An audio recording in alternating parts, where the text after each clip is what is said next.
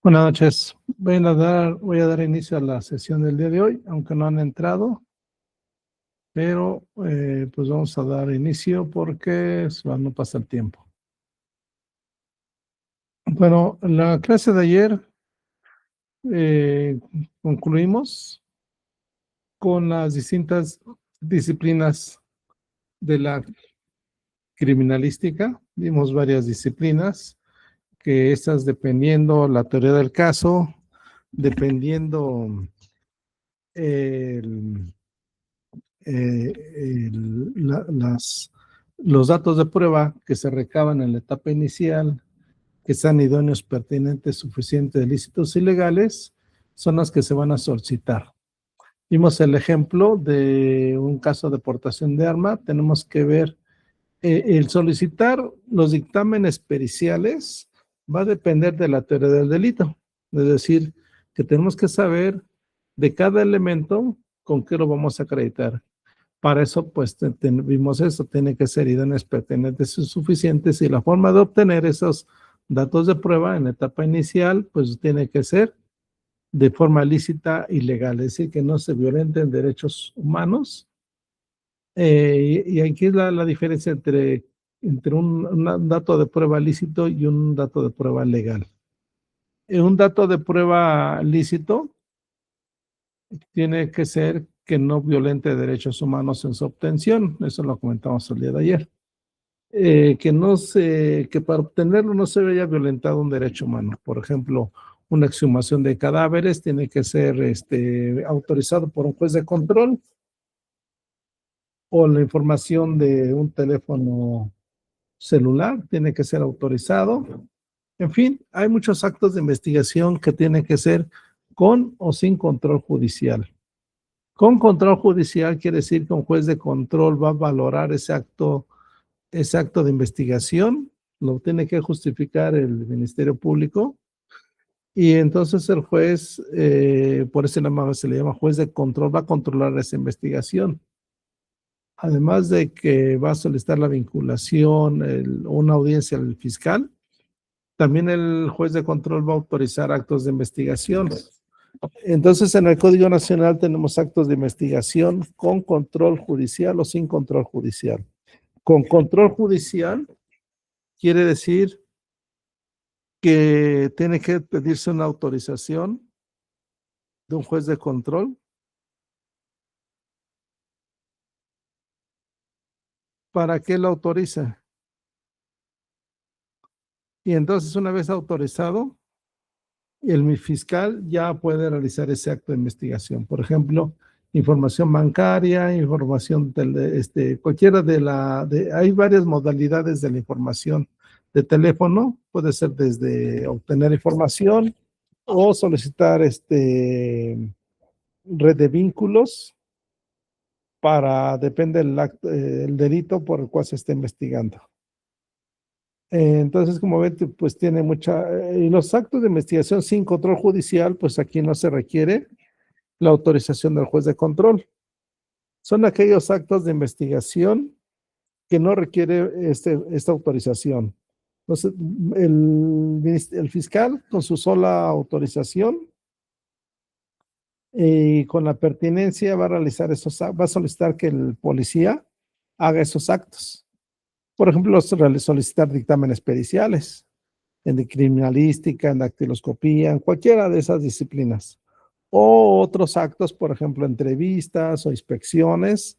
Estos actos no requieren autorización de un juez de control. Pero todo esto, reitero, tiene que ver con la teoría del delito. Entonces, y sabemos que cada delito tiene elementos objetivos, subjetivos y normativos. Vimos el ejemplo, vimos la escena de crimen, vimos criminalística de campo, vimos estas definiciones, lugar del hecho, lugar del hallazgo, y aquí veíamos la teoría del caso. Vimos que la teoría del caso tiene una teoría fáctica, que son los hechos que están en el IPH o en el informe policial homologado. La teoría jurídica es la descripción jurídica, es decir, dónde está prevista y sancionada. por ejemplo, ya ese hecho, ¿a qué nombre le vamos a dar? Robo, homicidio, feminicidio, portación, abuso de autoridad, cualquiera.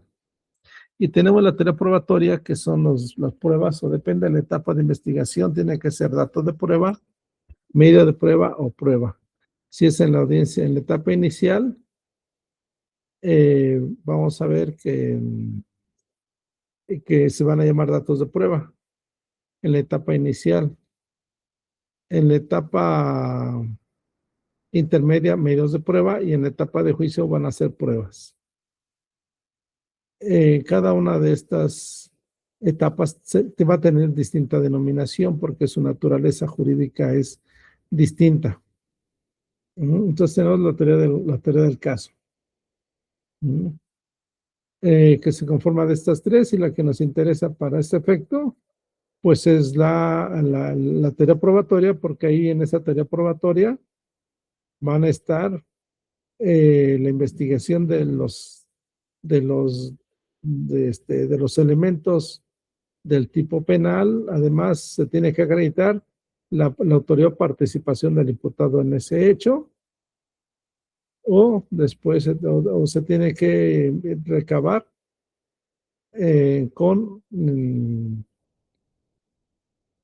para las medidas cautelares, o para la reparación del daño, o la individualización de la pena. Bueno, entonces vemos esta. Nos dice Juventino Montiel que es una ciencia penal auxiliar que, mediante la aplicación de sus conocimientos, metodología y tecnología al estudio de las evidencias materiales, descubre y verifica científicamente la existencia de un hecho presuntamente delictuoso y o a los presuntos responsables, aportando pruebas a los órganos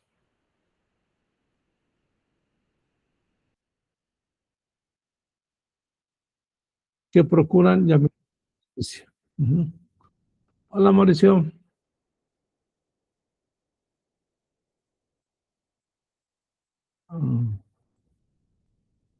Bueno, vamos a ver principios de la criminalística. Como objeto.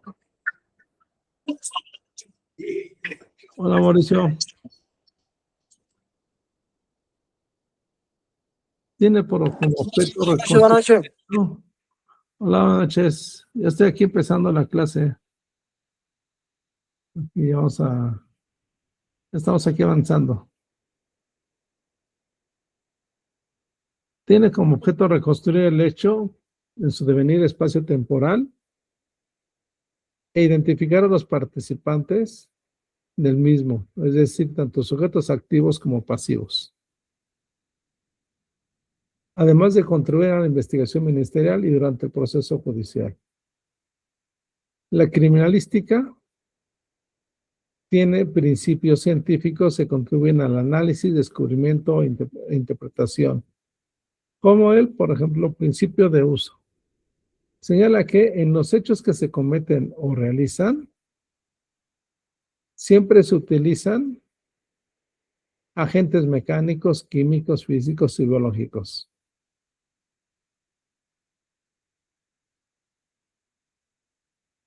Como ejemplo de mecánicos son los pies, las manos, los dientes.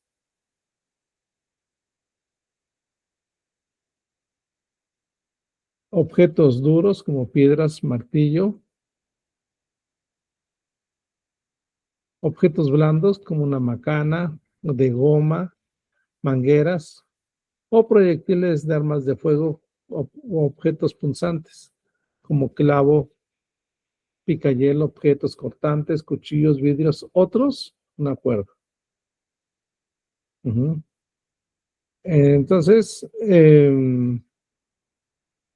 principio de uso es que cuando el perito se identifica por ejemplo, ¿con qué pudo haber ocasionado una herida?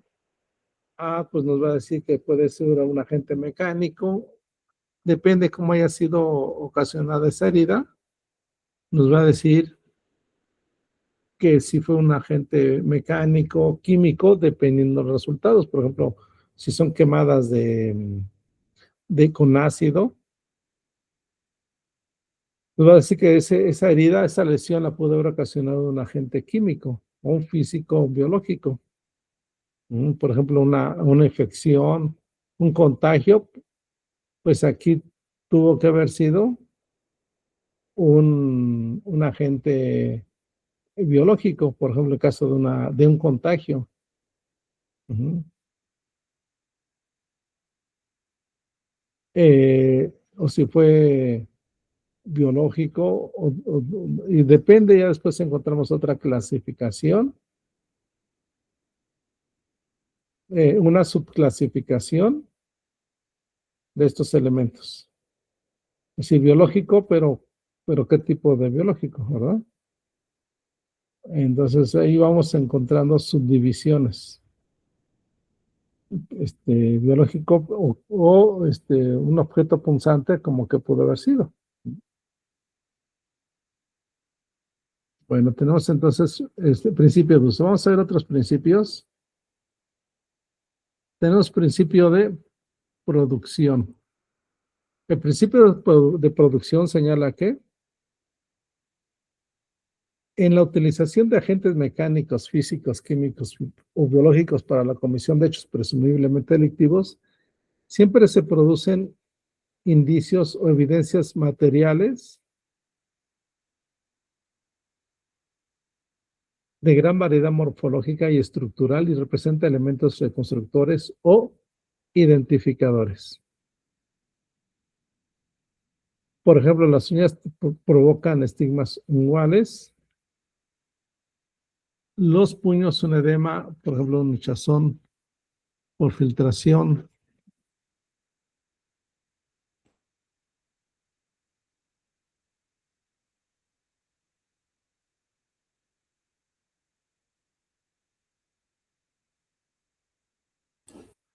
Los puños un edema, por ejemplo, hinchazón por filtración de líquidos en los tejidos, equimosis, destrucción de vasos capilares superficiales con el derrame de pequeñas cantidades de sangre.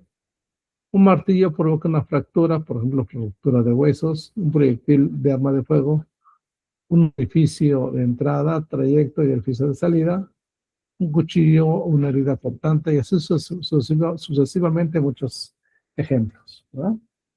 Entonces, con esto vamos identificando las heridas, las lesiones, contagios, etcétera, dependiendo lo que haya. Si tenemos el principio de uso, principio de producción. Tenemos otro principio de intercambio. Dice que al consumarse el hecho y de acuerdo con las características de su mecanismo, se origina un intercambio de indicios entre el autor, la víctima y el lugar de los hechos, o en su caso, entre el autor y el lugar de los hechos. Es decir, al revisar con cuidado se pueden encontrar rastros del autor en el lugar de los hechos y en la víctima. Entonces el intercambio. Es decir, ¿qué pudo haber, por ejemplo, la posición víctima-victimario que hay entre ambas partes? Por ejemplo, hay un intercambio, por ejemplo, que la víctima, ¿cómo interactuó con su victimario? Le dejó huellas, le dejó rasguños, hay un intercambio. ¿Mm? O un perro, por ejemplo, ¿no? Cuando atacan a personas. Este, concuerda, hay una concordancia entre los daños. El principio de correspondencia consiste en que la acción dinámica de los agentes mecánicos vulnerantes sobre determinados cuerpos dejan impresas sus características, reproduciendo la cara que impacta. Un ejemplo es en las armas de fuego, cuando la aguja percutora aplica la cápsula fulminante, deja grabado características microscópicas resultantes de su fabricación y los desgastes de uso. Por ejemplo, cuando sabemos que, que un,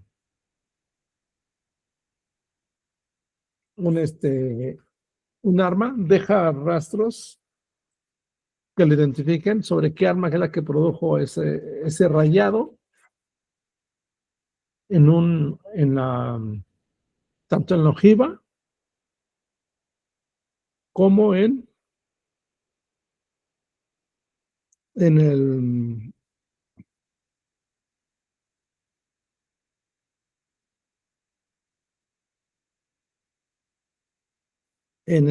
la parte del cartucho, dejan indicios que le identifican. Ujú. Entonces, aquí dependiendo qué relación hay entre uno y otro. Ujú. Entonces, aquí es esta relación. Por ejemplo, las manos dejan huellas dactilares, ¿no? O los casquillos dejan esas huellas sobre quién lo produjo, el arma que produjo esta parte. Ujú.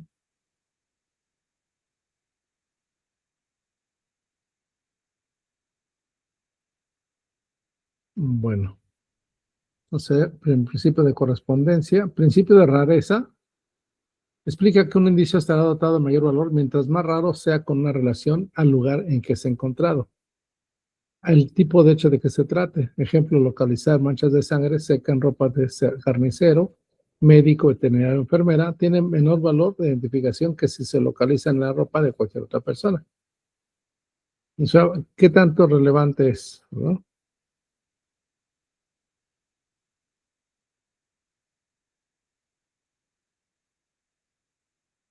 Principio de individualidad.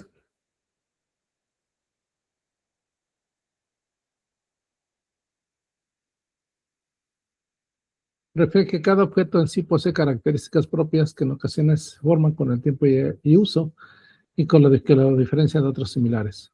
Por ejemplo, la suela y tacón de calzado, el dibujo de los neumáticos, etcétera. Entonces, hay un principio de individualidad. Ujú.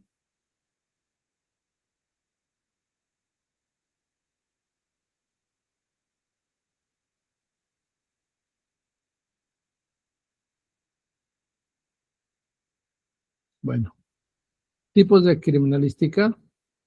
Existen varios tipos de criminalística, algunos de ellos incluyen, por ejemplo, criminalística de campo, se refiere a las actividades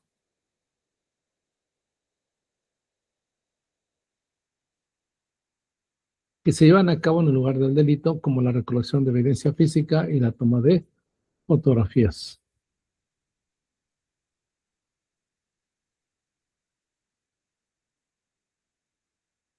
Criminalística de laboratorio se refiere al análisis de la evidencia recolectada en el campo, como las pruebas de ADN, las pruebas de drogas y las pruebas balísticas.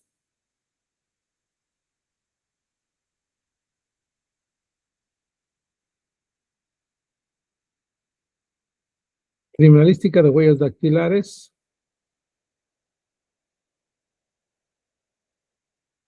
se enfoca en la recopilación y el análisis de huellas dactilares para fines de identificación. Criminalística de documentos se refiere al análisis de documentos para determinar su autenticidad o detectar falsificaciones. Criminalística de peritaje médico legal se enfoca en la evaluación de lesiones y otros hallazgos médicos relevantes para el caso.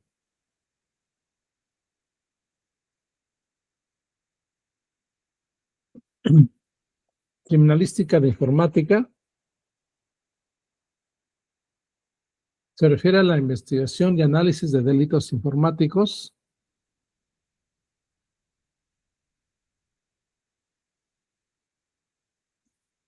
Criminalística de accidentes se refiere a la investigación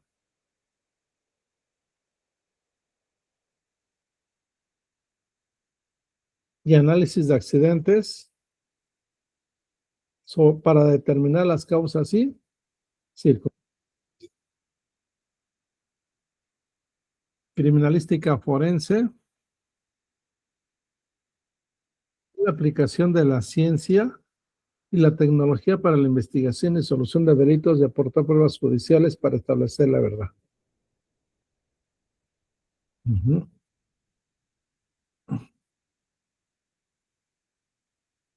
Entonces aquí pues vemos varios, vemos que la criminalística tiene pues a su vez no es única, ¿verdad? Sino vamos a encontrar pues distintas variables, distintas variaciones, ramas de esta criminalística, donde vamos a encontrar especialidades de cada una de estas.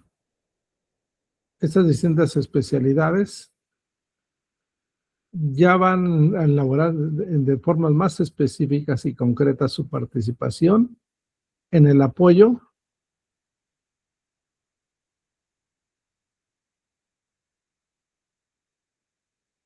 de la administración y procuración de justicia.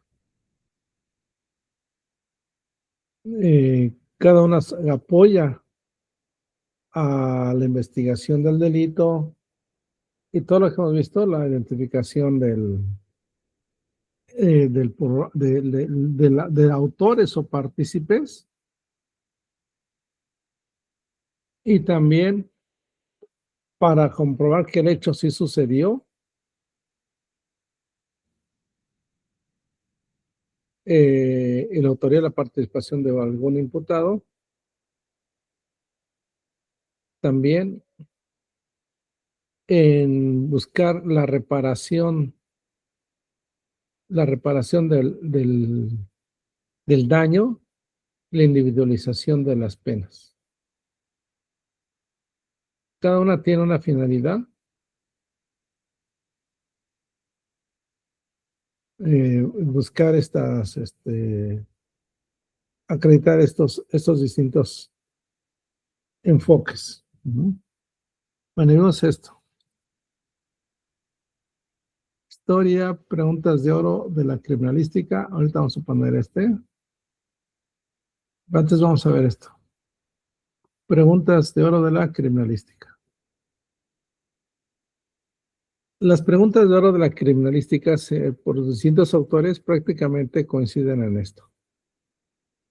¿Cuáles son estas preguntas de oro? Que nos van a servir a especificar lo que buscamos a través de esta investigación y que han coincidido más o menos en estas mismas preguntas. Vamos a ver ahorita en qué consisten estas preguntas. Por ejemplo, ¿qué? ¿Qué preguntas tendremos en el qué? Tendríamos ¿qué sucedió? ¿Es accidental? ¿Es un homicidio? ¿Suicidio? ¿Muerte natural? ¿Quién o quiénes? Aquí nos preguntamos esta. Y aquí nos preguntaremos quién es la víctima, quién es el victimario. Y aquí los criminalistas han de determinar la identidad de todos los involucrados, sean pasivos o activos.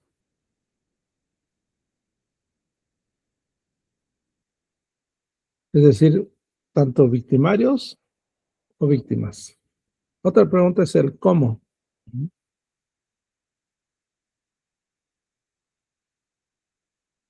Y aquí nos preguntaríamos,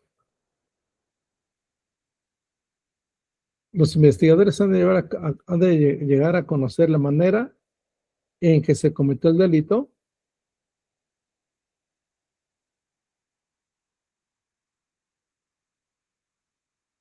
si lo hubo. Esto lo logran a través de la valoración de datos, huellas, rastros, indicios, en general determinar una secuencia y reconstrucción de los hechos. Otra pregunta es,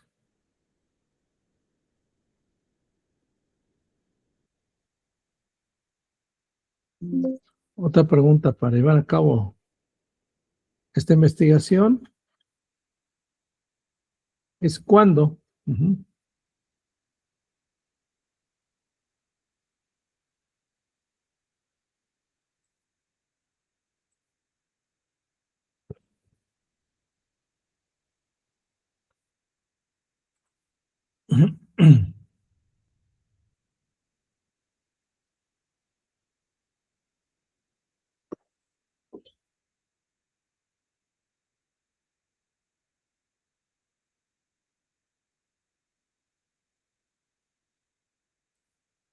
Otra pregunta es, ¿cuándo? Estas son las preguntas de oro más importantes.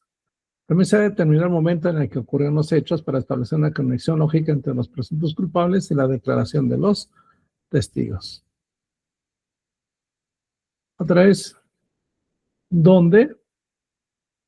Esta pregunta se refiere al lugar donde ocurrieron los hechos que se investigan. En tal escenario,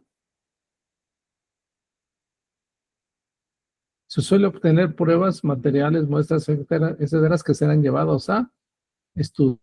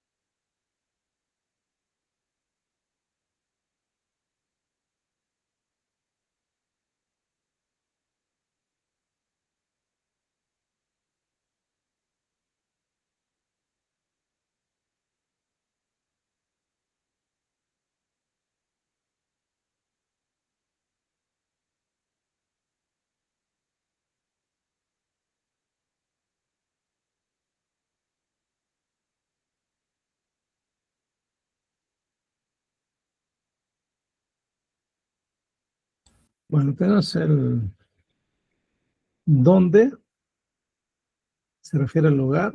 O sea, ahí lo tenemos con qué. La pregunta 6, con que entre las preguntas de oro de la criminalística está la que se refiere a los posibles instrumentos físicos con los que se cometió el crimen. Por ejemplo, en caso de violencia física, el con qué, de acuerdo a los principios que vimos, con qué se refiere al objeto utilizado para lesionar. En este caso, se investigan las posiciones de la víctima y su atacante. ¿Por qué? Esta pregunta busca encontrar el motivo móvil del delito sobre la base de elementos de análisis con los que se considera una de las preguntas de oro de la criminalística más cruciales. Todas estas preguntas pues son, nos van a llevar a, a descubrir esto que ya mencioné, eh, encaminadas a la investigación.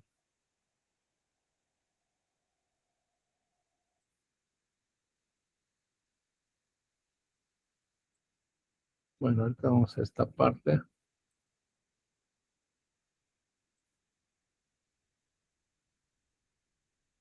Dictamen en criminalística. Vamos a ver esta parte.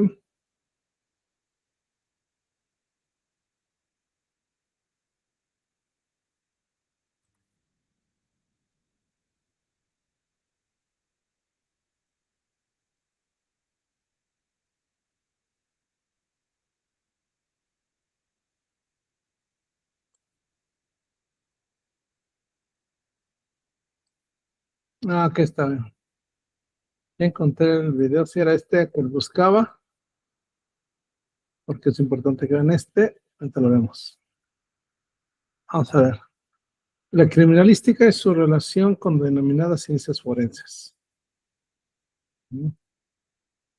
Eh, las ciencias forenses no son sino un conjunto de ciencias y disciplinas cuyo norte común estriba en la enorme utilidad que de ellas deriva su apoyo a la justicia. Así, cualquier ciencia puede adquirir la calidad forense tras que ofrezca sus saberes en auxilio de la justicia en el foro. Pues se llama disciplinas forenses, ¿verdad? Bueno,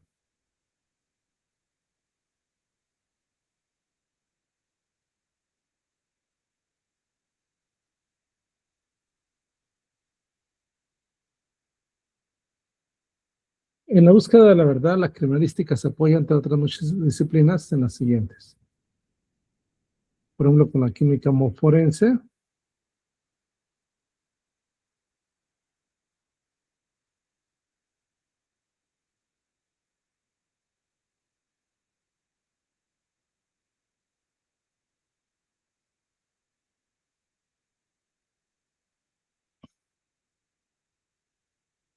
la química forense desarrolla actividades forenses si contribuye al esclarecimiento de hechos delictuosos o hechos que interesan al derecho.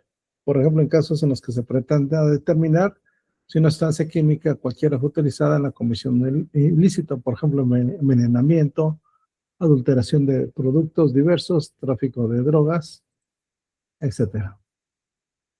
O si se quiere conocer si las muestras en materia de análisis son explosivos o corresponden a sus restos, o cuando se desea conocer la toxicodinámica de una sustancia en el cuerpo humano, a efecto de determinar si la misma puede ocasionar la muerte de alguien. Debemos de referir finalmente que el conocimiento de la química forense alcanza a desarrollar algunos análisis en materia de balística, de pruebas de dopaje etílico y documentoscopía referidos al estudio de tintas, entre otros.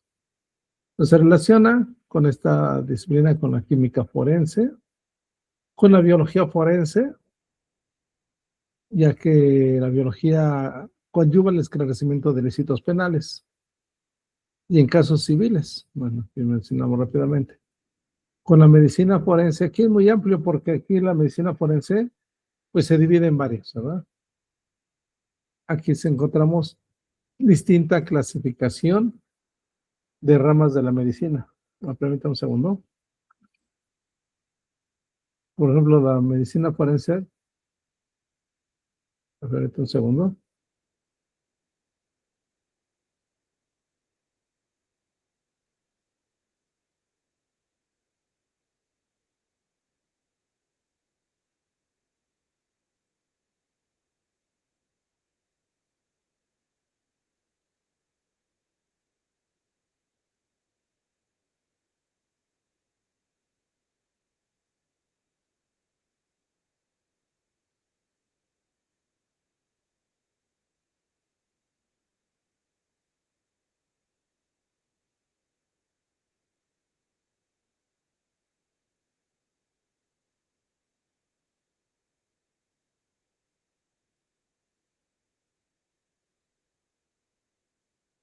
Mencionaba que la medicina pues tiene varias ramas, ¿no? Tenemos la traumatología forense, sexología forense, asfixiología forense, tanatología, patología, ginecobstetricia, pediatría, gerontología, en fin, otras ramas eh, que todas esas tienen esta finalidad de apoyar a la administración y procuración de justicia. Cada una de estas ramas pues se refiere a una actividad en particular de la medicina. Por ejemplo, la tanatología, pues tiene que ver por ejemplo, en casos de homicidio, la patología para tomar muestras, por ejemplo, agentes infecciosos, biológicos, que pudieron ocasionar, o envenenamientos, ¿no? Por ejemplo. Ginecobstetricia, por ejemplo, en casos de delitos sexuales, o delitos de estos de aborto. Pediatría forense en caso de muertes pues de niños, de bebés, la gerontología forense en caso de que intervengan aquí una persona adulta, y en fin, otras disciplinas.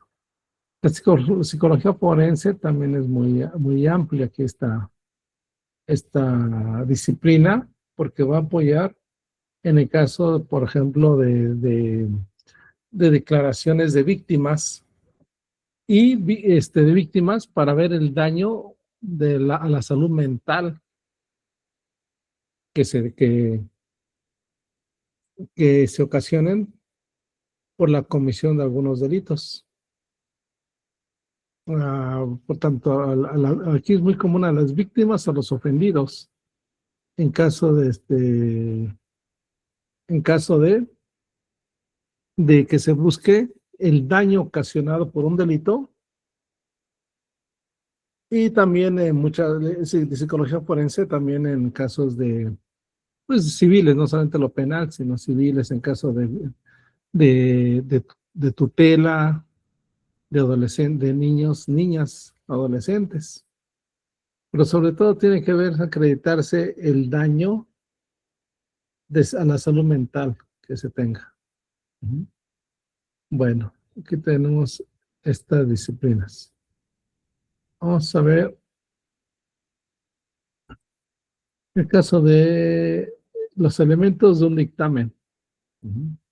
Vamos a ver los que son los elementos de un dictamen.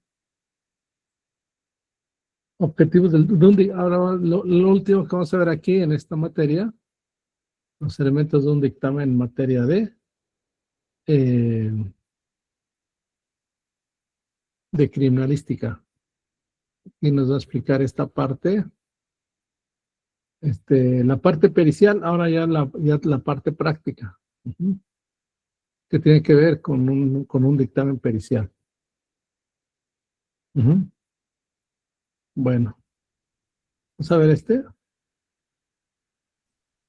Licenciado en Criminología, Criminalística y Técnicas Periciales, y el día de hoy vamos a platicar sobre los elementos objetivos del dictamen en criminalística. El dictamen lo podemos nosotros encontrar siempre en cualquier área, en materia civil, materia penal, familiar, materia agraria, etcétera. El día de hoy queremos concentrarnos en el dictamen en materia penal, por ser uno que, con el cambio del sistema que entró hace poco tiempo en Puebla, ya más tiempo en México, capital, pues ha generado algunas confusiones. Eh, Muchos peritos que somos de la vieja guardia nos quedamos a veces con esta forma de emitir una opinión técnica, de emitir una opinión profesional, pero bajo esquemas muy del sistema adversarial que era el que reinaba hace poco, ¿no? Ahora bien, vamos por partes. Vamos a compartir ahorita la pantalla con ustedes para que podamos, ¿sí? Analizar, podamos platicar cuáles son los elementos objetivos del dictamen en criminalística. No hay que olvidar que los dictámenes que se ofrecen en materia penal son por dos vías. La primera, cuando el agente del Ministerio Público se ha enterado de una noticia de una situación que puede ser catalogada como delito, echa a andar todo el aparato de administración de justicia en pro de investigar y poder aclarar y tener en cuenta cada elemento encontrado en el lugar de los hechos, en el lugar de intervención, para reunir todos aquellos indicios que puedan servir para esclarecer el hecho, para demostrar qué fue lo que pasó y sobre todo para identificar al presunto, a los presuntos implicados en él. No hay que olvidar que por principio de presunción de inocencia no podemos decir que alguien es el delincuente. Es alguien implicado, etcétera, pero no el delincuente. Los peritos no podemos dar un juicio de valor jurídico diciendo que es culpable o alguien es inocente. Lo que a nosotros se nos pide solamente es el hecho de dar una opinión, ¿sí? Eh, un juicio sobre una situación que se dé, sobre una duda, ¿sí? Y para ello es que nos solicitan realizar un dictamen. El dictamen nos lo va a solicitar ¿quién? Dos personas. Primero, ¿sí? Como parte del asesor victimal. No hay que olvidar que el MP investiga, pero el MP no es el abogado de la víctima.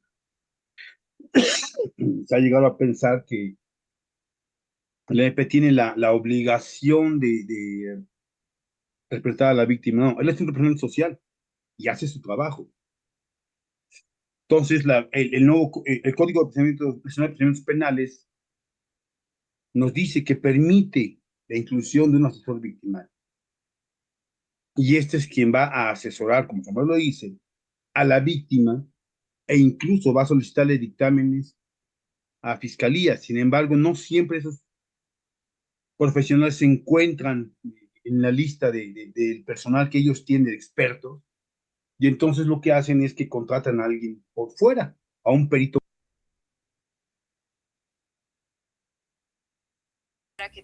¿Les comentar algo, Mer? ¿No se escucha? No se escucha, Gómez. ¿No? Aquí sí lo escucho. No, Caleb, la clase sí la escucho, profesor, hasta eso, el video también. ¿sí la escuchas, Caleb? Sí, sí la escucho, profesor. Ah, entonces, Gumer, es tu equipo. Gumer.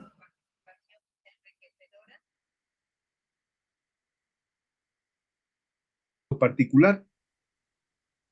Y la otra es el perito que actúa como parte del cuerpo de la defensa de la persona que está siendo acusada. ¿Sí? ¿Qué se le pide? Que dé la opinión, ¿sí? Que cree un juicio científico, técnico, sobre una duda. Que una vez que haga un estudio de la situación, que es lo que genera esa duda, realice un informe detallado, un informe experto sobre la cuestión legal que se está consultando, pero sobre todo, que se está consultando en su materia, ¿sí? No podemos rebasar los alcances de lo que hacemos. Hoy en la actualidad hay transdisciplina en las materias forenses, habemos peritos que fungimos en diferentes áreas, ¿sí? Pero el solo hecho de que se nos circunscriba un área, una solicitud de investigación pericial, nos limita a emitir solamente la opinión en esa materia, no en dos, en tres, en cuatro, dependiendo. Si así viene la solicitud de la prueba, de lo que se nos pide, bueno, entonces sí se hará así. De otra forma, nos estamos extralimitando en funciones. Y es por eso que un dictamen, ¿qué es? Es un informe presentado ante la autoridad de manera oral o escrita, ¿sí? Y que va a contener el estudio con la opinión técnica y científica sobre una duda o controversia con respecto a una cuestión legal en el juicio que le ha sido solicitada, ¿sí? Al experto. Se puede hacer en otras etapas de investigación, si no necesariamente el juicio, pero por lo general es donde se desahoga para causar el peso jurídico que debe tener.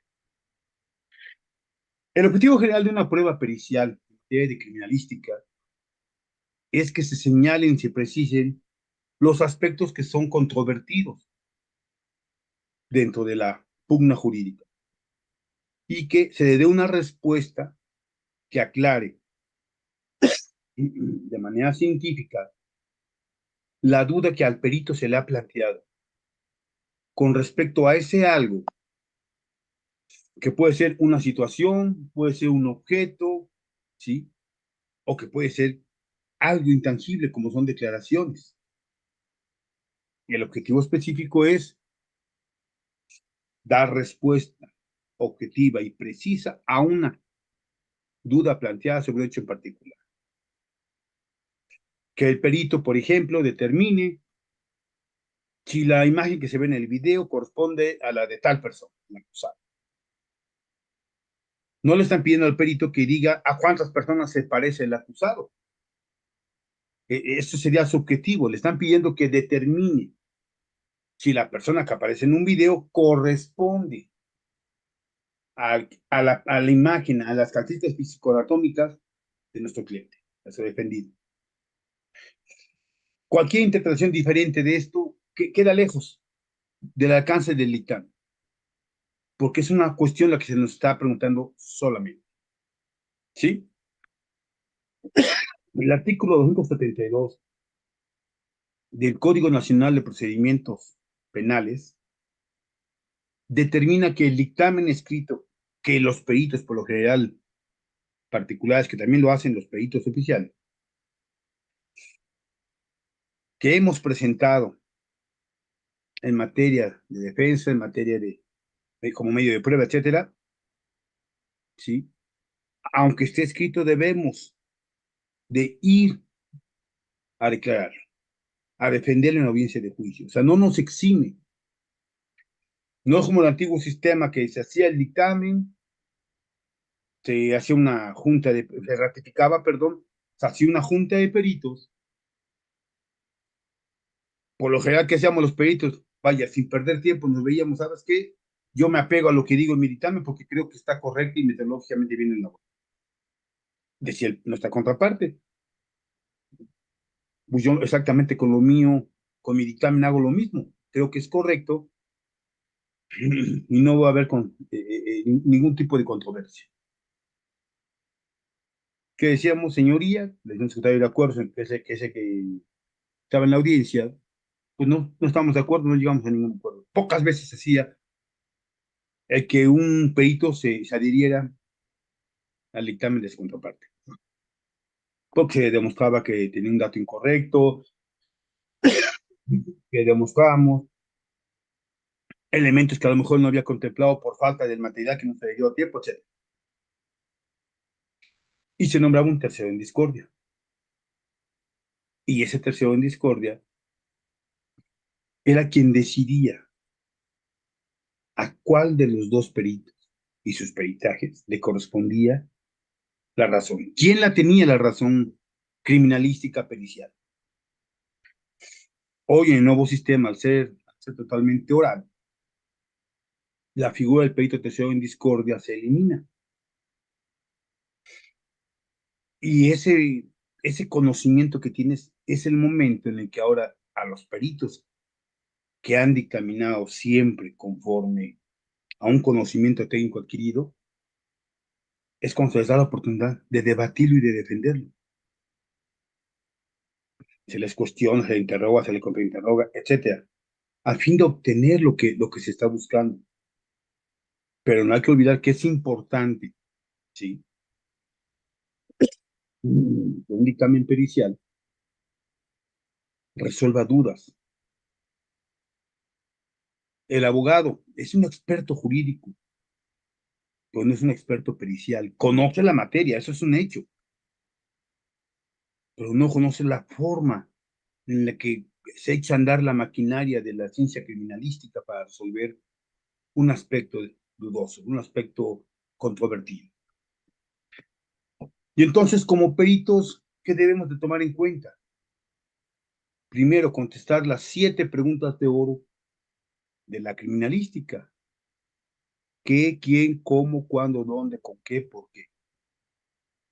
¿Qué pasó? Por ejemplo. No, pues sujeto A lastimó al sujeto B y lo privó de la vida. ¿Ok? ¿Quién fue? ¿Quién fue la víctima? ¿Quién es la víctima? ¿Y quién es el victimario? ¿Sí?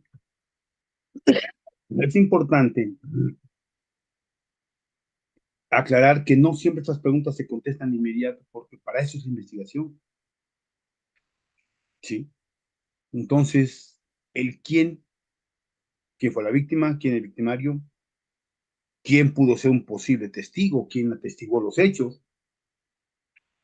Hay delitos que lo permiten, hay delitos, conductas delictivas que per se, por su propia naturaleza, no lo permite. Delitos sexuales, por ejemplo. ¿Cómo? ¿Cómo sucedieron los hechos? ¿Cómo se llegó a esa situación donde el sujeto A priva de la vida al sujeto B? ¿Cómo fue que huyó?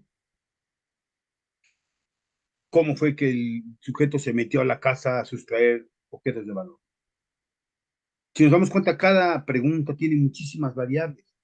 Conforme al delito que se está investigando, pero sobre todo, conforme a la pericia del perito, que tiene que contestar todas las dudas que le salgan con estos pequeños elementos de guía.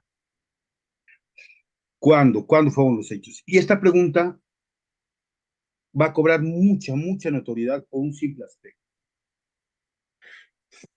Es más que sabido que por lo general el cuándo siempre varía. Un elemento objetivo del dictamen en criminalística es resolver esa pregunta. ¿Cuándo? ¿Sí? ¿Cuándo sucedió el evento? El 15 de mayo de 2024 a las 8:15 de la mañana. 15 de mayo, 8:15. Ok. Pero esa misma pregunta se la vamos a hacer al hecho que está sentado en el acta de inicio, al informe policial homologado, a lo que los testigos declaren, a lo que los dictámenes oficiales dicen, etcétera. ¿Por qué? Porque muchas veces el policía, el primer respondiente, dice: me informaron que a las 8:25 está una persona privada de la vida. Dice el acta de inicio. Se tiene una llamada a las 8:15 de la mañana de una persona que dice que alguien lo privaron de la vida. Ahí hay congruencia. En lo que le informan a la cabina de policía, hasta que le informan a la policía, se entera y llega, puede pasar un tiempo natural. Pero hemos tenido casos en el que el informe, ¿sí?, en que fue policial homologado, dice: llegamos a las 8:15 de la mañana porque nos llamaron por radio patrulla que había una persona privada de la vida. Y en la llamada de la primera noticia criminal dice que fue a las 8:20. Esas dudas, esos brincos, esas incongruencias que nosotros decimos que no riman dentro del poema criminalístico, son las que vamos a señalar. ¿Dónde? Sucedió en la plaza del principal del Zócalo de San José de los Cabos, ¿sí? Donde iniciaron los hechos también. ¿Por qué? Una cosa es el lugar de los hechos, desde un punto de vista criminalístico, otra el lugar del hallazgo, que a la postre se convierte en el lugar de intervención. Es necesario que para poder resolver la duda de la verdad histórica de lo que ha sucedido, sepamos preguntar correctamente dónde, sepamos averiguar qué es lo que estamos buscando, con qué. Esa es una cuestión material de la criminalística. ¿Con qué se cometió el delito? ¿Qué herramientas se utilizaron? ¿Qué dinámica y qué mecánica sucedió para que se diera esto?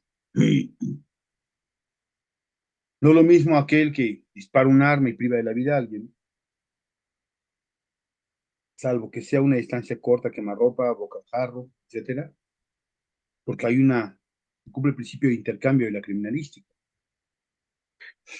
donde nos dice que siempre hay una interacción directa entre el lugar de los hechos, la víctima y el victimario, donde el victimario se lleva algo de la víctima, algo en lugar de los hechos, tierra, sangre de la víctima y siempre deja algo, huellas, por ejemplo. La víctima se lleva algo del victimario, el proyectil con el que fue el lesionado, marcas en el cuerpo si fue ocupado un instrumento mecánico, tierra del lugar de los hechos, que les deja impregnaciones, maculaciones sanguíneas, goteos dinámicos, estáticos en el piso del lugar de los hechos, etcétera.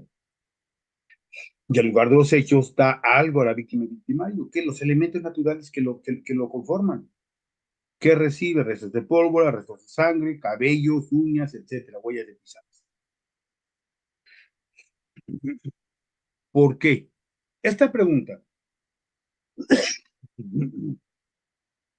sí es importante que la tengamos en claro, que no es el mismo por qué que resuelve la criminología. La criminología se basa en una cuestión más interior, más inconsciente.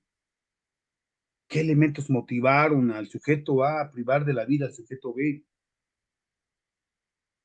Sí.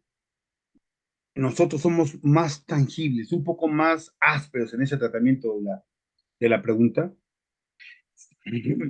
¿Por qué? ¿Por qué privó sujeto A, sujeto B de la vida? Ah, porque le debía dinero y fue a cobrar y ya no le quiso pagar. Ah, tenemos un motivo.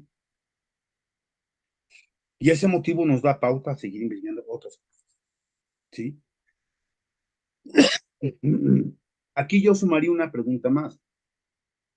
¿Cuánto? ¿Cuántos elementos tangibles hay? ¿Cuántos elementos de interpretación o intangibles encontramos? Yo puedo encontrar una gota de sangre, pero ahora tengo que saber si esa gota es dinámica, o sea, si la víctima la perdió o salpicó o maculó el piso de su sangre, si era estática, dinámica, esto es, si iba caminando o estaba parado, tal vez sujetándose en una pared, lo que genera indicios de enlace. Tal vez el sujeto al huir, pues salpicando de sangre todo el piso, obviamente hay un goteo dinámico. Atendiendo a la forma de la gota, sabré si llevaba una fuerte velocidad, si la velocidad muy lenta. Me va a decir cómo empezó el hecho y cómo finalizó, porque al ser un delito de homicidio, obviamente la mayor cantidad de indicios están junto al cuerpo, que no quita de nada, ¿sí? Que la víctima haya estado maculando, dejando elementos propios de su persona y de su cuerpo, sangre, saliva, sudor, cabello, pedazo de piel, etcétera. ¿Qué tenemos que buscar para realizar un dictamen en criminalística? ¿Sí? ¿Qué analizamos? Porque nosotros como peritos no vamos en ningún momento, ¿sí?, a tener acceso al cuerpo, porque por lo general nos invitan cuando ya pasaron los hechos. Tenemos lugar a solamente aspectos materiales, por lo general documentales. El IPH, el informe policial homologado, las declaraciones, los hechos narrados por los testigos, ¿sí?, los peritajes que están en la carpeta. Y aquí es donde nosotros ya empezamos a generar, sí, el trabajo de investigación, obteniendo como datos dudosos. ¿Qué sacamos de la declaración? Circunstancias de modo, tiempo, lugar, persona, ¿sí? Pero importante, ¿sí?, la veracidad del contexto del testimonio. Si bien es cierto, todos podemos ver algo, un fenómeno,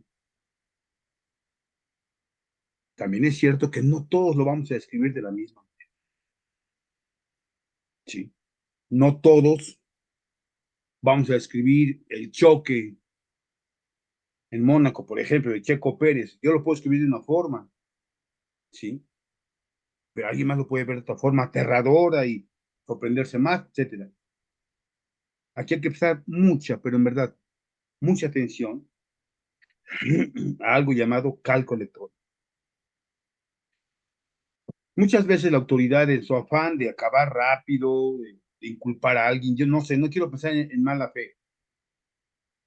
Vamos a decir que por el cansancio que llevan miles de asuntos al año, calcan una declaración, la pega en otro y le cambia nada más el nombre. Es ya técnica y humanamente imposible que dos personas o más, ¿sí?, describan y declaren con exactamente las mismas palabras, mismos errores ortográficos, mismo punto y coma. Entonces, lo que han hecho ahora para evitar problemas nuestras autoridades es que le cambian un poquito el adorno, pero el cuerpo sigue siendo el mismo. Nosotros como peritos tenemos que evidenciar esa situación.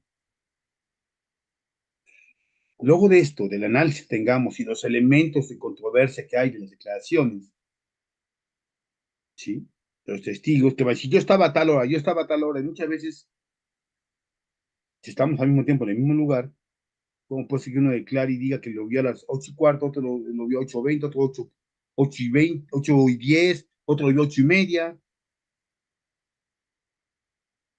Se puede dar porque hay estrés cuando se genera algún hecho delictuoso, máxime cuando se priva a alguien de la vida. Pero se supone que el testimonio es de buena fe. Vamos a creerle, pues tenemos que hacer notar que obviamente existe controversia en esa declaración. Vamos.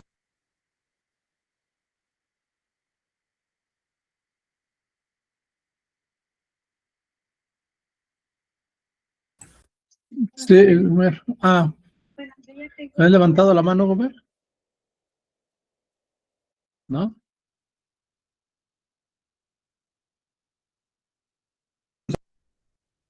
El PH ahora, el pueblo policial lo monta. Pese a que hay un formato para evitar que el policía se nos confunda con todo lo que tiene que hacer, porque además cumple funciones que, pues básicamente no fue contratado para eso. Vamos, el primer respondiente, bueno, llena un informe policial homologado. Él y sus tres compañeros que estuvieron y llevaron al hecho a auxiliar o a resguardar el lugar para protegerlo, etcétera. Y ponen fechas distintas, horas distintas, datos diferentes. No hay que olvidar que tenemos derecho a controvertir y todo eso es materia de controversia. Debemos estar seguros que lo que señalamos es correcto.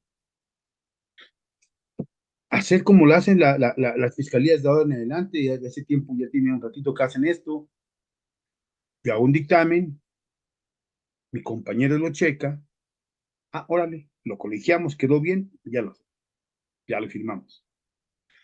En el caso de fiscalía, llega el director de servicios periciales y es quien lo aprueba,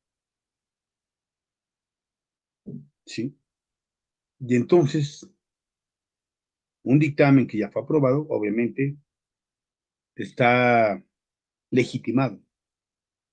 En el caso del informe policial homologado, solamente lo entregan ellos, no hay quien lo revise, no hay quien cheque sus errores, no hay un supervisor, ¿sí? ¿Por qué pasa esto? Porque el policía pone lo que vio, lo que encontró. Creo que es la parte más honesta, entre comillas, ¿sí?, de todos los elementos que intervienen en la carpeta de investigación, porque van con lo que tienen. Ellos no llevan ningún fin, ningún interés, porque al sujeto A se le procese, a ellos no les importa. Queremos pensar, por supuesto. Vámonos a los hechos narrados por los testigos.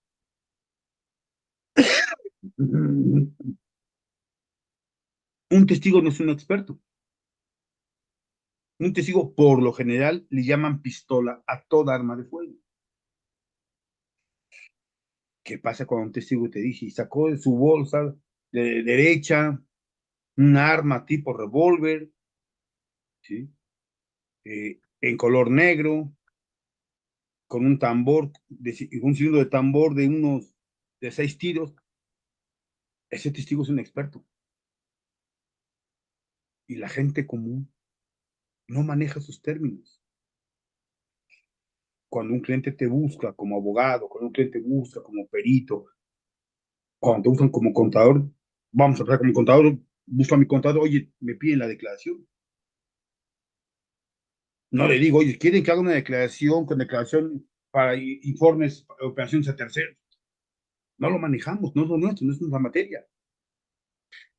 No viene un perito y dice, vamos a, requiere un cliente y te dice a ti, perito, requiero que me hagas un informe en grafoscopía, por favor, donde me digas que los trazos de ataque y los trazos de remate son distintos.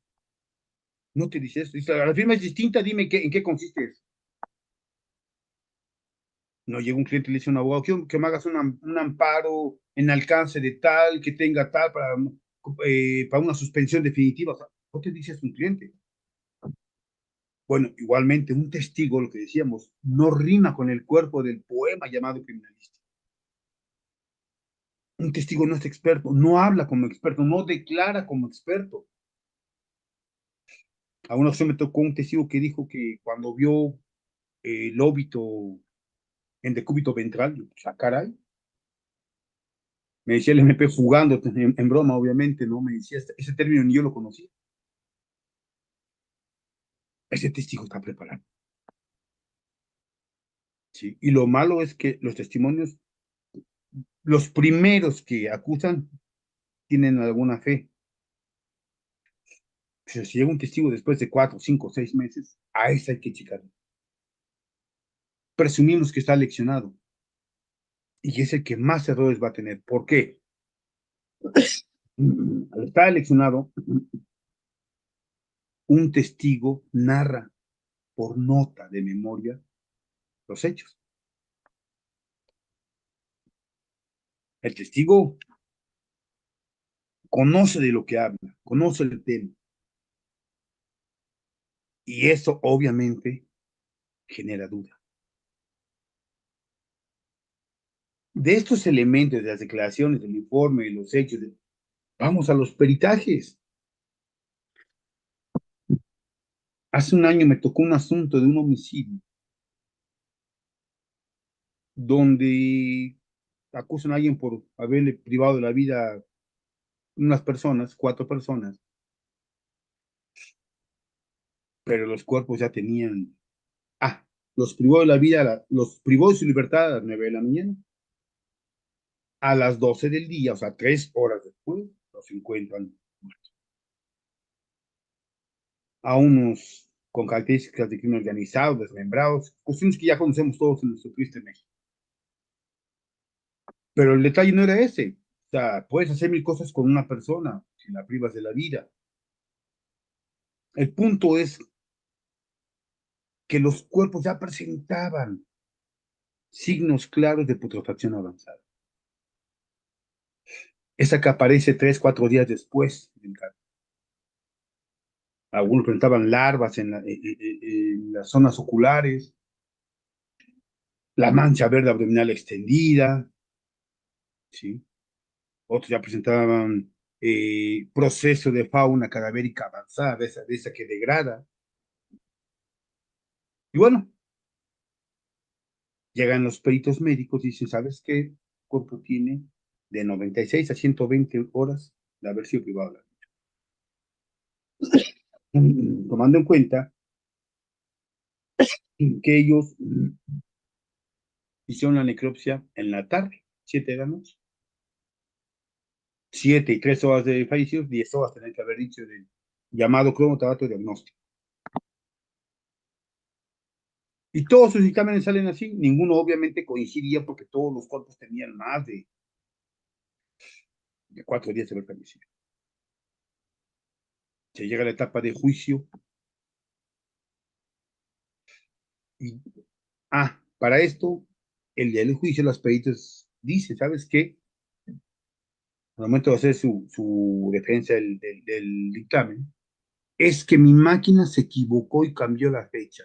Tenía que haber dicho 10 horas de fallecimiento. El cronotrato diagnóstico. Si hubiera sido a lo mejor en un solo dictamen, yo de buena fe quiero creer que sucedió así. El pequeñito detalle es que fueron 4 cuerpos. Y en todos varió la fecha. Esa duda se dejó a descubierto, pero para la autoridad judicial, para la jueza, dijo que era válido que las peritos defendieran porque es cierto que la máquina cambió la fecha. ¿Sí? Aquí sabemos como peritos particulares que no estamos trabajando para el juicio a nivel foro común. Estamos trabajando para el amparo. Porque quienes iban a analizar de fondo todo el asunto. En el contenido del desarrollo del dictamen, una vez que hicimos todo el estudio y precisiones, analizamos todos los elementos del carpeta de investigación, todos. Si eres chismoso como yo y te gusta contar la historia y analizarla bien, tienes que leer cada elemento de la carpeta. Ahí señalamos los puntos de controversia. ¿Sí? Te recomiendo que si eres perito, pidas la copia para ti de la carpeta de investigación, porque vas a rayarla como libro de ejercicio. Una vez que ya hemos señalado puntos de controversia, vamos a explicar detalladamente esos puntos de controversia encontrados en el dictamen. El testigo A dice que lo amarraron así, o la víctima dice que lo amarraron con las manos al frente. Pero el testigo A dice que tenía las manos atrás. Ahí hay controversia. Ahí hay duda. Y acuérdense que tratamos no de demostrar inocencias, porque no son quien dice que es inocente o no, son el abogado del MP o el juez quien determina la inocencia o la culpabilidad. Nosotros tenemos que señalar esto para romper el nexo causal. Causa-efecto. ¿Qué lo une? Declaraciones, pues vamos a pegarle a testigos. Vamos a desacreditar su dicho. Porque de eso depende. Si ellos están falseando, demostremos nosotros que están falseando. ¿Y en qué están falseando?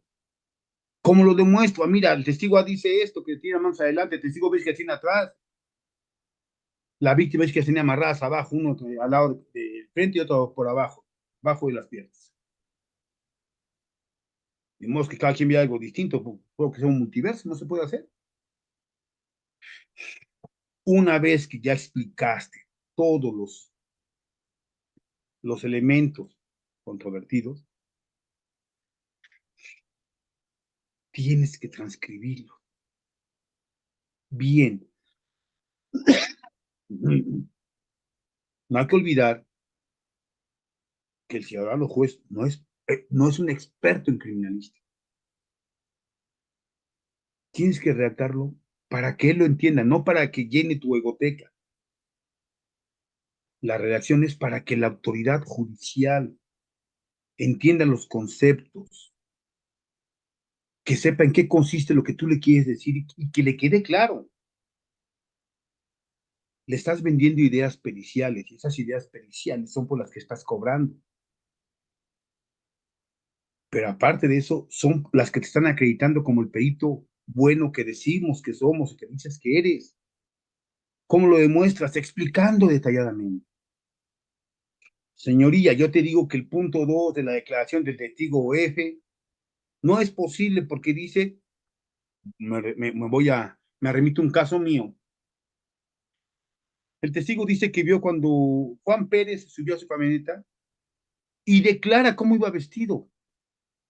Pero Juan Pérez dice que vio cómo estaba la carretera enfrente de la camioneta y Juan Pérez estaba atrás de la camioneta y vio que se subió a su camioneta. Pero el testigo refiere que vio que llevaba botas negras de la marca tal, pantalón de mezclilla de la marca tal. Claro, la camioneta está entre el testigo, ¿sí? Y el acusado. Y una camisa de manga larga tal que se veía de la marca tal. El único detallito es que la carretera mide 32 metros. Entonces, ¿cómo te das cuenta de un carril a otro? Si además hay coches circulando, ¿cómo puedes escribir todo esto? Eso lo tienes que evidenciar. ¿Qué haces? Pues te vas al lugar de los hechos, consigues gente, consigues camioneta y tomas las mismas fotos con la referencia que dio el testigo. Vas a graficarlo, vas a perennizarlo a través de la fotografía y vas a exponer cómo es imposible que lo que dice el testigo, ¿sí?, haya podido ser apreciado por él mismo, toda vez que se puede deducir de las tomas que tú estás aportando, que es material y físicamente imposible el poder, ¿sí?, distinguir lo que el testigo dice. En otra ocasión, en una comunidad, se sube una persona a bajar las cuchillas porque iba a darle mantenimiento a la bomba de la comunidad de riego. Llega otra persona, cuando el testigo está, la víctima está subiendo, bajando las cuchillas, ¿sí?, la conecta, electrocuta a la persona esta, a la víctima, y sale volando y cae. Y el testigo dice, yo vi cuando él, por error, subió las cuchillas. Esto es posible, es plausible, que ni qué. El único pequeñito detalle, ¿sí?, es que el testigo estaba a 390 metros. Y describió el nombre de la persona que llevaba puesto, los zapatos, color de calcetines, el reloj que llevaba, la camisa. Hay cuestiones que no hacen falta ser un experto en la materia para poder señalarlas. Cualquier persona con sentido común, me remito a un amigo que alguna vez conversamos y siempre tenía el dicho de que en la apreciación de los hechos tienes que poner todos tus sentidos, pero tienes que aplicar el sentido más importante de todos para poder dirimir algo, el sentido común. Quien en su sano juicio con sentido común adecuado me va a creer que yo vi a 350 metros cómo alguien se subió e hizo tal cuestión? ¿Cómo? Porque además había un terreno, carretera, cerritos y el lugar. Si algo se alcanzaba a ver, solamente era la figura del poste. ¿Cómo lo desmientes? Pues simplemente con sentido común. Generas una pequeña reconstrucción y vámonos. Sí, ese es el objetivo. Ahora, ¿qué vas a tener en tus conclusiones? Listado de todos los elementos detallados, ya habíamos comentado. Todo lo que se encuentra en la carpeta de inversión lo vas a poner. La explicación del por qué se consideran errores importantes. Porque no son congruentes entre sí, porque no hay una exactitud con respecto de otros elementos con los cuales estás comparado. Tienes que demostrar por qué, y eso lo dijimos hace un momento. Vas, tomas fotos, etcétera, y lo que recreas igual para demostrarle a la autoridad que lo que narró el testigo, lo que narró tal o cual persona, no es posible que se dé. ¿Sí? En algún dictamen, en alguna ocasión, el perito oficial puso que la persona que había incendiado la casa tenía la plena y absoluta convicción de incendiar una casa. Pero era un problema de criminalística, no de criminología. Obviamente, ocasionó que fuera desechado. ¿Sí? Y tus conclusiones finales y generales. Tienes que concluir de manera objetiva. Es una opinión tuya, sí, pero es la opinión más científica que tengas. Es la opinión más importante, es la opinión más, creo yo, que es la que más debe de prevalecer en el criterio. ¿Sí? ¿Por qué? Porque en ese criterio le vas a decir al juzgador, creo que esto fue lo que pasó y yo te doy este material para que tengas un apoyo. Y una vez que llegues al juicio o a la audiencia, lo vas a defender porque lo hiciste con la convicción y con el conocimiento científico, ¿sí?, de que señalaste los elementos de un entorno adecuado.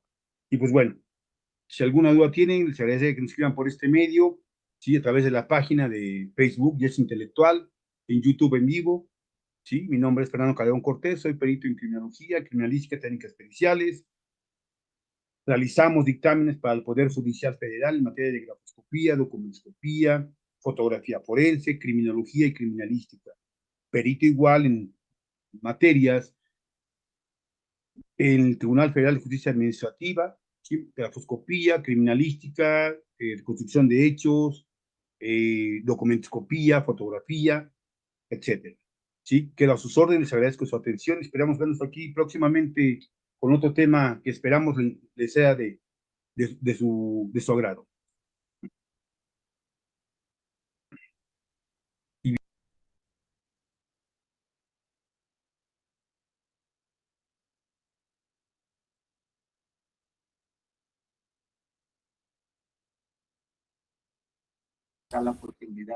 Bueno, pues está interesante este análisis que hace, se me hizo muy interesante ver ahora la intervención del perito en criminalística, cómo intervienen en esta etapa y en el sistema procesal penal. Bueno, pues os dejo, les envío el examen mañana en la noche para que lo contesten el sábado, todo el sábado, y sus informes a más tardar el sábado. Y el lunes nos vemos con la siguiente materia. Bueno, entonces, ¿tengan alguna pregunta? ¿No? Bueno, pues pasen buena noche, nos vemos el lunes y mañana en la noche, mañana viernes en la noche, envío el link para el examen. Gracias.